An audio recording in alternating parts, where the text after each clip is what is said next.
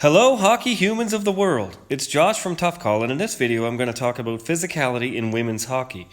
The women's top end game is definitely just as physical as the top men's levels.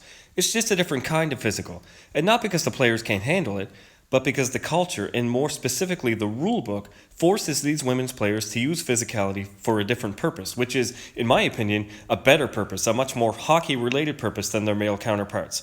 And here's some examples taken from the Canada-US round-robin game at this year's Women's World Hockey Championships. First, we have Canada's Blair Turnbull, number 40, getting stood up at the offensive blue line. The American defender has great gap control, never more than a stick length away, perfect speed matching, and at the key moment goes stick on puck and steps safely into the opponent's core. No elbow, no launch, no cross-check, just textbook taking the ice away. Next, we have a quick check from Canada's Emily Clark on USA's Kelly Panic. Panic shows nice hands as she stops up and makes a play up the boards.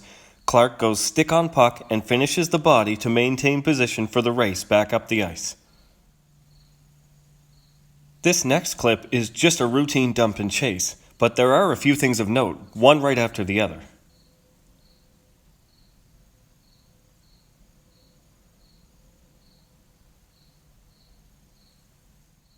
One is the great work on the back check by Danny of the US on the puck carrier to gain defensive position.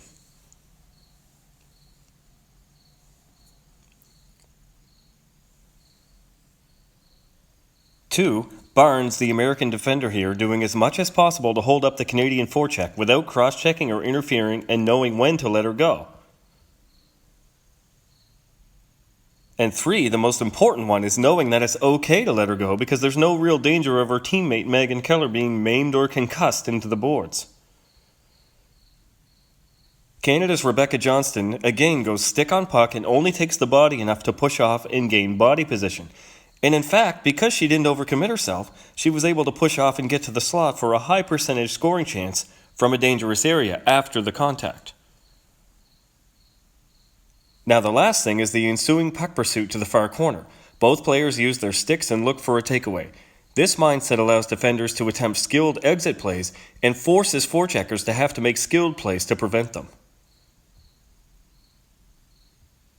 Now watch this clip of an American attack. We have a rare shove from behind in front, and then several individual battles, but it's all stick on puck, watch in the corner, stick on puck and a shoulder bump, around the net, stick on puck, up the wall, stick on puck and a bump.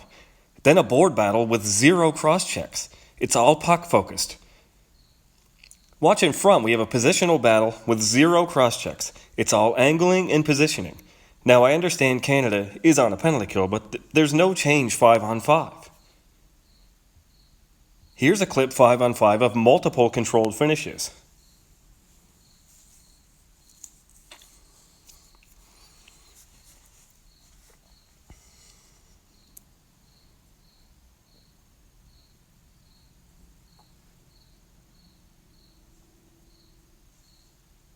The shift culminates in this impressive display of strength and balance by Kendall Coyne-Schofield, who overpowers her opponent into a pin and clears the way for a breakout. Look at the edge control needed here. Staying low, heel to heel. It's beautiful. And in control the whole time. No unnecessary force of impact. And this collision, seconds later, it's a player playing good position and making the opponent run out of ice, and in this case, right into her. No hands high, no lunge, no jump or explosion of any kind.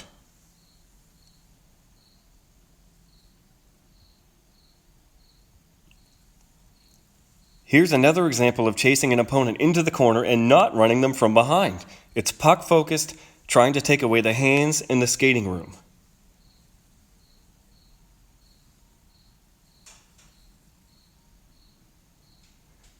And lastly, we have an example of a lengthy board battle. Count the cross checks. See any yet? How about now? Any yet?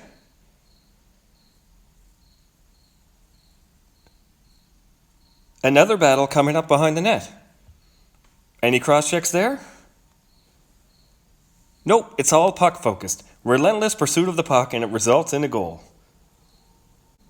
Is any of this easy on the players? No.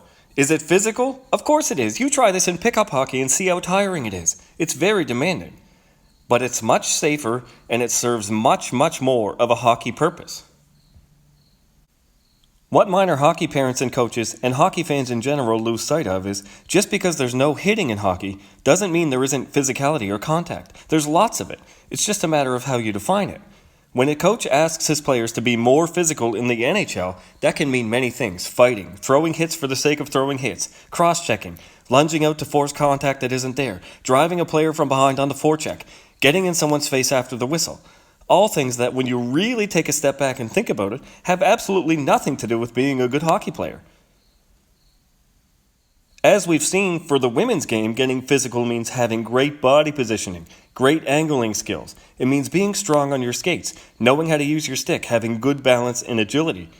And setting that standard and being consistent means plays like a lunging cross-check or a boarding from behind like this are easy automatic calls, where in the NHL they happen twice a shift and no one even blinks. The women's game isn't at all less entertaining or less demanding than the men's game.